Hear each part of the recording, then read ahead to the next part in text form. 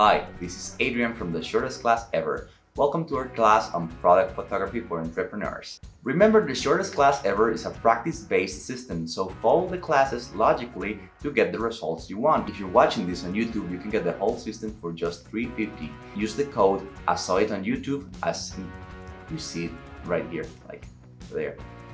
Use it. This class is composed of 3 sections. The first one is on pre-planning and producing your shoot. The second one is on lighting, and the third one is the camera settings themselves. Do each class intentionally and try to find the purpose in each exercise. Exercise number 1. The first thing you need to do is to create a mood board. This mood board has to be useful, not only inspirational. Begin by researching similar brands to yours, see what they are doing, and see what you like about it. List up as many photographs as you can in this way. After you have your initial mood board, trim it down. Try to select only the best things and the things you want to emulate. You have to begin by having around 50 pictures and you have to finish around 5 to 10. If you have less than that, that's great. These exercises are about light control. The first control you're gonna need is light direction. Light direction controls the direction of the shadow and how the volume is represented in your product.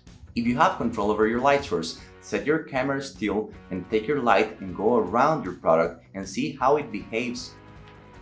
If you don't have control over your light source, you can take your camera and go around your product to see how light behaves. Take notes of how the light fares in your product in each direction and how you like it better. Also, how it looks more similar to the reference you have. If you have 2 light sources, do this. Set one still and go around with the other one. See how it behaves. And write down what you like the most. Okay, if you got this far, you're ready to shoot.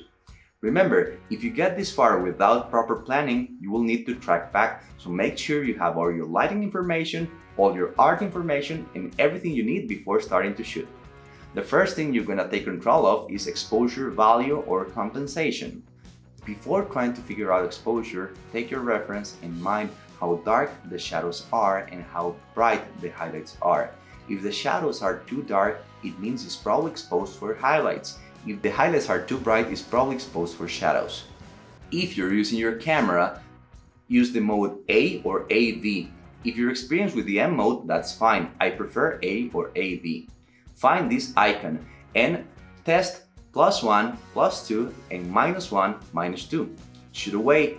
Take all the pictures you need, get the proper exposure for your reference. If you're using your cell phone, you're gonna track down the EV icon. This is only available in the Pro mode or a dedicated app. Do the same thing, add 1, add 2, -1, -2, and test how it fares and how it behaves more accurately corresponding to your reference.